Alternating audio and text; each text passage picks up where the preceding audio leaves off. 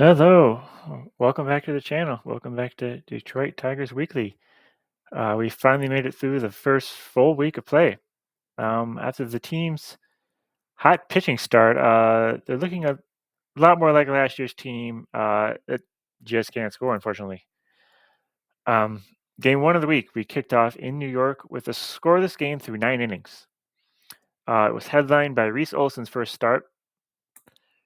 He was pretty good. No runs allowed over 5 and 2/3. Only 3 hits, 2 walks. He had a solid enough start. Neither team could really get much going offensively until the Mets finally made a crucial error in the 10th inning that allowed the Tigers to finally score a run.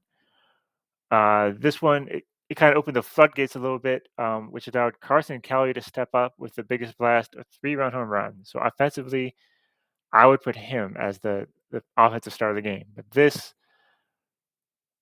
uh, increased the Tigers' record 4-0. Perfect start. Next, we would have 2 rainouts, and it would force the team to face a doubleheader in the scheduled day off of Thursday. Game 1, so the long-awaited return of Casey Mize. Casey didn't have his best stuff, but he had enough to keep the Tigers in it. 4 and 2/3, 5 hits, 2 walks, not great, but those 3 runs were just enough offense the Tigers could muster. They were down 3-0, but they rallied it off, forced extra innings for the 3rd time this season already. And this time it took until 11 innings for the team to finally take the lead for good. And this was another dominant performance by the bullpen, who wouldn't allow a hit past the 5th inning.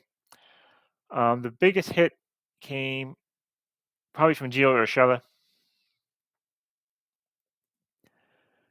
3 for 5, 2 RBIs. But also Riley Green, game-tying home run in the 8th, and Colt Keith had a double in the 11th. So a couple guys who did put up some runs. I would still put the offensive star to Gio Urshela. And then the final game of the Mets series was another tight one. This time, Matt Manning was able to come up, make his season debut. He was able to hold the Mets off the board, along with the bullpen, all the way up until the 9th inning. Matt had another no-hitter going by the time he came out of the game in the 6th, with 4 walks recorded.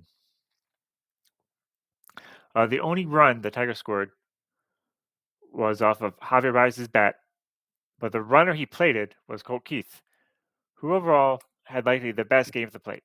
It's another low-scoring Tigers game.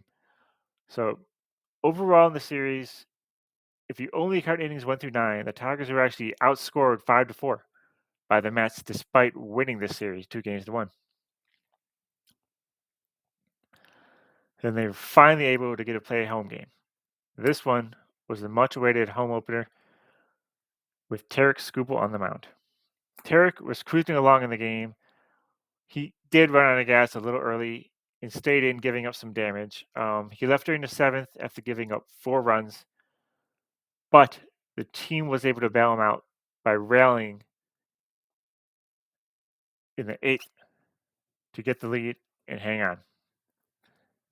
This was another close game. The offensive star of the game, I would give to Torkelson, 2 for 4 with 2 runs, 1 RBI. He had the game-winning run in the 8th as well. So at this point, every single Tigers game after 9 innings has either been tied or within 1 run. And this game is another example. So that improved the team's record, though. 6-1. So what a good start they're off to. But that would not stay true. Neither of those stats would stay true with Game 2 of the Oakland series.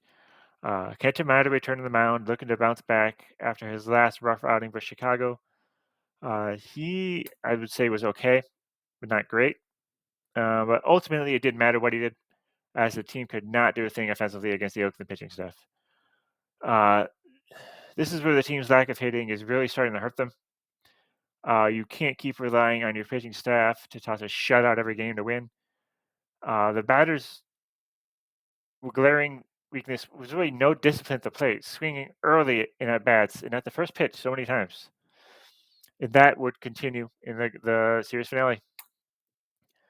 They would be shut down once again, and this time by a really bad Oakland pitcher. They really shouldn't struggle against him. Jack Flaherty was under siege early in this game, and the team never really stood up a chance. This game was probably the most alarming so far, although Riley Green did provide the only offense. He had a late home run to spoil the shutout. So now the team is 6-3, but it needs to head to Pittsburgh to take on the red hot Pirates on Monday.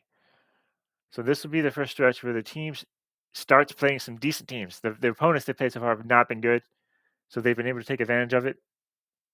But hopefully the sleeping offense can wake up here. Maybe they typically do once the calendar gets out of April, but we don't want to let the team put itself out of contention by the end of April, like last year, where they were really out of it the whole season. So they are 6-3. Maybe they'll finish April 500, and then the bats wake up, and maybe they'll still be in contention. So who knows? Anyways, thanks for stopping by my channel once again. I'm looking forward to another busy week ahead with these Tigers. Later.